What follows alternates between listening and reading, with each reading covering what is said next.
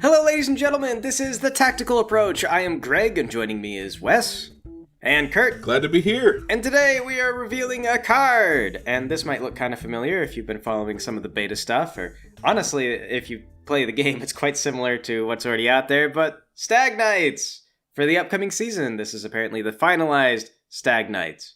Unless they make any last-minute changes. They're gonna hit stuff. They're gonna hit stuff! Yeah, this one is funny. As far as, can we do an entire podcast episode about this?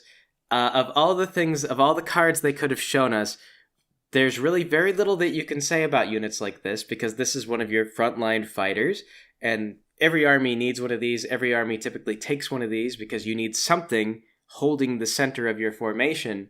But these are not usually the units that change the flow of the game directly. They're just the guys that hold the center. So, the Stag Knights, they look as though they're going to hold the center. I could say that. Yeah, they look pretty similar to Stag Knights as we know them. Nothing too radical has changed. We do see a return to their old 777 attack profile that does not suffer attrition as they lose ranks.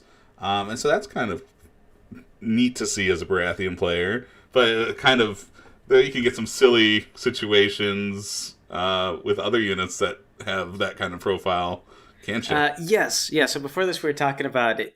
The 777 profile, I didn't get to see that because I started playing after they had made the change, and I understand why they made that change. Because it's kind of a goofy thing, a little bit from gameplay, but also just from kind of the narrative roleplay perspective. It doesn't make a whole lot of sense. I always find it really comical when you're playing with Joffrey and the Kingsguard, and you get down to just Joffrey. It's just him by himself, but he's still got 7 attacks hitting on a 3+, possibly with Sundering or whatever else you can throw on there. It turns out Joffrey himself was pulling the weight of the entire Kingsman unit. He's getting private lessons with Jaime behind the scenes. Yeah, you didn't know it from the books or the show, but yeah, Joffrey was a ninja. And so now with the Stag Knights, you got that same effect coming back. Stannis or whoever else you want to put in their unit is actually secretly a badass, so long as they're in the Stag Knights. Yeah, Davos with his, lost half his hand or half his fingers or whatever, he's just really good with a hammer. It just made him hungry. It just made him more... Yeah. So I don't know. I think from a gameplay perspective, it's a little weird because then it's kind of like you can't... you can't fight them down, so you got the first strike, who cares, it doesn't matter, they're still going to hit you just as hard. But they did lose their resilience. Yeah, that's a pretty big loss. And again, this is for the upcoming patch that's going to release at the end of the month, so we don't necessarily know what everything is going to look like. But we do know resilience was a strong ability, and that's a big loss. Can they still maintain that role of being a frontline, unit that can hold the line without that resilience? And I think a lot of that depends on what kind of healing will they have available, and that's something we don't know. We don't know if they'll still have Baratheon Conviction or if bags will still heal 3 wounds or not. One thing we can say is that we noted that this unit has 5+ morale. They were toying with the idea of changing morale to an armor save. So what we can say is that at least that system is probably going to stay the same, or Stag Knights get paid too well, and Michael Chanel associates that with cowardice. So they just have a 5+ save on their morale because they're well paid. We do see they have this Stag's Mettle ability that's come in. It kind of goes hand in hand with their attack ability that kind of ramps up as the game goes on. If they can get to round 4, they'll get +1 defense and +1 morale, which would make them a 3/4, which would be a really tough unit in the world of the game that we currently know. That's pretty much the best you can get outside of corner cases. And usually 5-up morale is the highest you'll find on most, human combat units outside of dragons or dire wolves. Yeah, it's kind of at round 4 though. It's pretty late to get it. True. In a casual game, you could get there, but in a lot of tournament games, because they're time limited, I feel like round 4 sometimes it's the last round in the tournament. It's not always the case. Sometimes you get to the round 6 and you play it all the way through. But it's hard to say for sure. It depends on everything that's going on. If you've got, for example, a free folk player and they're running 6 million bears, then they've got to move every single bear, and it could be a little bit before you actually see round 4, and then the game would be over. Another change I'm quite fond of is the attack ability. The player now gets to choose, and then each round you get to add an additional one, and the Baratheon player gets to choose which one, and they get to choose per attack, right? So let's say you are... We don't know if the sword space is still going to give an attack, but let's say the sword space still gives an attack. And you attack a unit, and you hit them with this unit. If they begin engaged, they get +1 hit for each of their ranks. And then that unit retreats, and you do a follow-up attack. You could choose something else, so you're not locked into that one that you have to be engaged to get the benefit for. So you could switch to Sundering or Vicious or Critical Blow. So I really like that, giving the agency to the player to kind of customize their attack. I don't know how I feel about that. I mean, it's good for them. Yeah, it's great to make it a much more powerful unit, especially with a 7/7/7 attack profile. But which we don't even need to touch out. 7/7/7 makes no sense on any unit. Like, it's the last guy in the It unit. just removes like half the strategy from the game. It's like, yeah, you don't need to actually think about this. Just do whatever you want, guys. Well, it's a weird unit. Makes it much more powerful, though. I will give it that. I think 765 is already a pretty good attack profile in terms of maintaining potency despite rank loss. But yeah, 777 is just, they're gonna hit and they're not gonna care about their losses. So I think it really is gonna be putting the ball in the other player's court. Do I hit these guys and try to burn them down quickly before they can get stronger as the game goes on, or do I avoid them because, well, if I hit them once, it's not going to do anything to, dilute their attacking power? Well, that's why I say I think we can't really say on the power of the unit yet, because we have to see what everything else gets. Yeah, we don't know what else is. We know it's going to be a 7-point unit, and we know it will have access to these abilities, but again, we don't even know if these abilities are still going to be these abilities as we know them. Is Critical Blow still going to be 2 hits for a 6? Or is Critical Blow going to be what Precision used to be?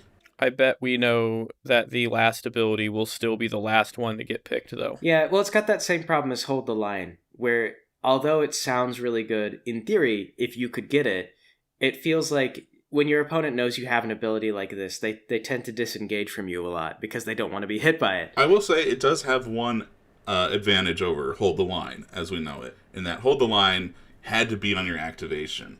So Hold the Line would not trigger on, let's say, claiming swords. This ability could, in theory, if swords is still how we... Yeah, but then we come back and it's like, are they changing swords? Are we going to see the board change and we'll be like, oh, it deals... And we don't know. We don't know if Assault Orders will still be in decks or if swords will still be a free attack, or... Yeah. We don't know. But assuming things haven't completely changed, that is an advantage over Hold the Line, which... you're forced to activate to get the benefit from. Speaking of Assault Orders, though, this does, it's funny because Assault Orders got nerfed to now it does the lowest possible ranks, but now if you take Estermont, you got your Assault Orders, you just put them in the Stags, I guess, and always 7 attacks. Every time. So I think if I'm looking at this as an opponent, I'm looking at that 4-up armor save, and I'm thinking that's the window. If I can hit this unit with something with Sundering, they're blocking on 5s. They don't have that resilience anymore, and we don't know what the healing package is gonna look like. I think you try to burn them down early, like crossbows and archers and stuff like that. Because crossbows typically come with Sundering. It takes them to a 5+ save, and then you can just pick away at them. So you'd pick away with the crossbows, and then hit them, wipe them out, and just not stay engaged with them, because Why would you want to be engaged with this unit? Yeah, if you can burn them down, their attack profile or their attack ability, it gets stronger as the game goes on, but at the start of the game, it's not that good. So, I mean, I know we were talking about making this like a frontline unit. As a Baratheon player, you almost maybe want to be cautious with these guys and use them as like a... Yeah, this is, to me, it feels like the sit on the back objective for a while unit. Expensive to do that, but it gives you a few turns to make it not quite as bad, Yeah. Unless you have some kind of crazy healing from somewhere that makes up for any damage that the unit would take. If we're looking at Baratheon Greyjoys, where these guys, play a card and attack at the same time and then come back from the dead, Stony Shore Pillagers better watch out. Yeah, who knows? As far as if we just look at this in the context of the game that we've already played, I would say that these guys would be actually still not quite as good as the Kingsmen. I think the Kingsmen are still tankier just because of To the Last, and then they always get that crit blow and sundering regardless, and that's so powerful, although we don't know what crit blow actually means anymore. It could mean bonus attacks, it could just mean that it's precision, but I think Kingsmen would still be preferable even with these changes if you assume that Kingsmen didn't change. How would you say, as a Lannister player, Greg, how would you stack them up against Castle Rock Honor Guard? Because Castle Rock Honor Guard also get kind of a pick and choose what abilities they want when they make an attack. I think Casterly Rock Honor Guard, it actually kind of, it keeps the same dynamic. So the Lannisters, they always have this issue with attrition, where unless you're playing High Sparrow or you're going outside the faction for healing, typically you get like an early advantage. You play Tywin, you blow up a unit, and then your opponent always despairs. They're like, oh god, I've lost, but they're not seeing it from your side of the field where you're like, gee, I sure hope they don't hit me back, because I cannot heal this. It's the same thing. So if the Honor Guard were to fight with this unit, you could probably blow this unit up in a single swing. If you got Tywin on it, and then when you attacked with something really hard, maybe you do a little softening ahead of time, you could probably wipe the Stag Knights out, and they wouldn't be able to do anything if we played Lannisters the way they're currently designed. But if you went in for that attack, and something got flubbed, and then the Stag Knights lived, and then your opponent takes like Davos's supply aid, and Stannis heals off of the morale and whatever. Now the unit's back up to full ranks. Well, the counterattack is going to kill the Honor Guard, and then the Honor Guard will fall apart. I think the Honor Guard, so the Honor Guard have a much better alpha strike because they don't need to be engaged. They don't need to wait for the turns to rack up. They can disable abilities presently. You might be able to. You might be running Gregor in them.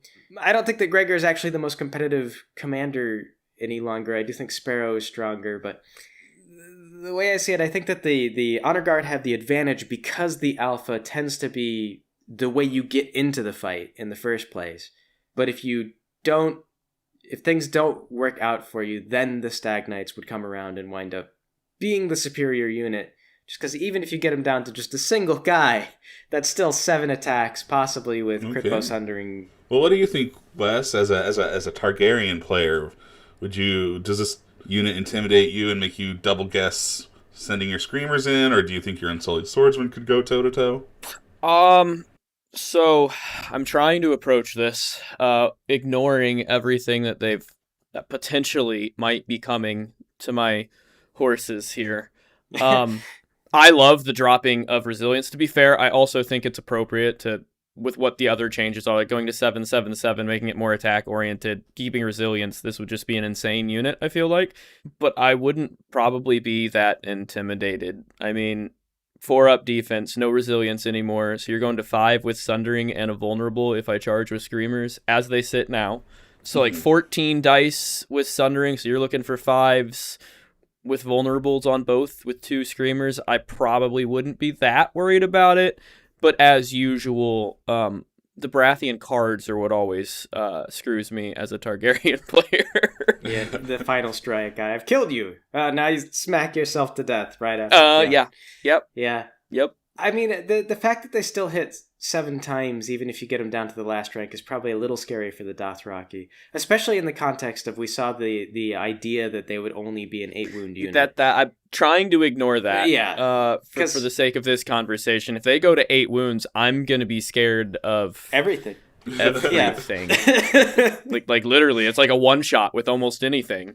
I'm exaggerating a tiny bit. I'm not salty at all, though, if that happens. I promise. There's so many ways to get bonus. Well, because the thing is, if you do the charge and the Stag Knights haven't activated yet, then on their turn, they can take that bonus hit thing and then that is at least 8 attacks. That happened to me with a dragon once. He had hold the line and final strike. So he final striked me and then hold the line, and my dragon was dead.